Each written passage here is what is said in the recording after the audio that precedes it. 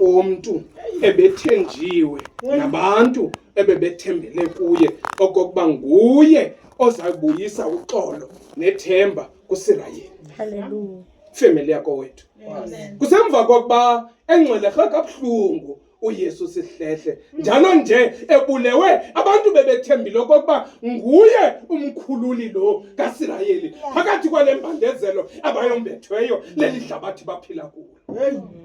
Therefore ufapha uYesu esakufa kwaphela ithemba kwabazalwane kwaphela ukuzazi. Basuke abanye babaleke eNazarethi bakhangela indawo zokuzifihla kuba lo bebemthembile ufile akasekho ngoku akusekho themba lokuba bawubaleke laphi.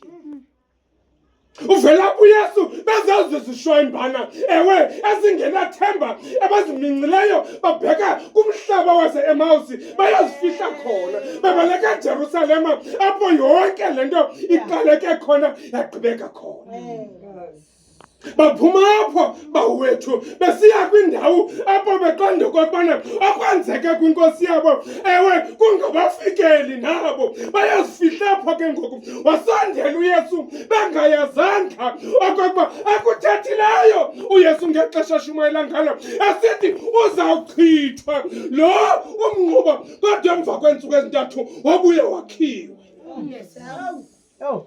Sondela lapho uYesu bevaleka indlebe kuba lento kokufa iyayidala iconfusion apha emntwini. Lento kokufa iyamenza umuntu kuphela ukuzithemba nokuzazi. Lento kokufa iyayenza ingxabano naphakathi kwekhaya kuba uthe ushongwe xa ihlabelela wathi kuqala kwasweleka umama nakhomba umakhwelane kwasweleka umalume nakhomba umkakhe kwaku kusweleka umntana nizawukhomba. Yes. Banalo confusion abazalwana mamobili kule ndlela ebheke Emmaus. Abayazi okubana bazawuthatha ntoni badibanise nabantoni njalo njena nasekuhlaleni sebathiwe amagama okubana bangamaxoki bangabantu abangayimeli into yabo. Kuba ngoko sebebalekela ubomi babo besithi njengoba beqale kuYesu bazazogqibelisa apha kuthi. Uvela lapho uYesu family yakho wethu into endiyithandayo xa ivela uYesu bebuzana le mibuzo uvela asuka ahambe kunye nabo. Uvela uYesu ahambe nabo bamobili esakubabuza apha endleleni kuba kakade ukufa oku kuyakwenza ngelinye ixesha amehlo avaleke ngoku evulekileyo iindlebe ziyavaleka uthi into ubuyiva mama uBhili kodwa kusawufika ukufa ungayiva ingene ngapha iphume ngaphaya. Ngamanye amaxesha uba nemibuzo athi umshamoleshe eshumayela esithi wenjenje uThixo ukulithanda kakhe ihlabathi ubuzo kokubana alithanda olikaThixo luqalephi landibhuda phi ngenxa yokufa.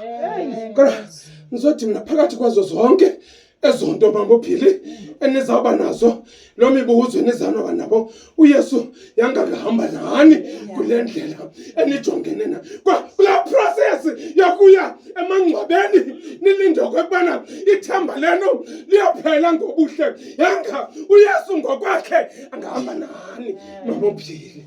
Yanga uYesu angahamba nani kube ebusuku uYesu uba khona emini uYesu uba khona athi uphe ohlabelelayo ekuxakekeni kwethu konke sokhala kuwe Nkosi wena sife.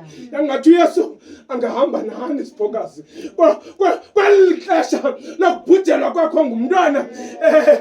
uYesu akanilahlanga akanithiyanga uThixo akanicekisanga uThixo kodwa ndiyafuna uyithetha into ethi ayikokuthanda kaThixo ku yintando kaSathana lelo. Therefore uThixo ngamanye amaxesha ke uyamvumela uSathane okubana athothe entla aphake aziphakele emva kwako aziphakele aze yena uThixo kuthi ngexesha kushiyeka izitya ezingcolisile uSathane angene uThixo azohlamba izitya.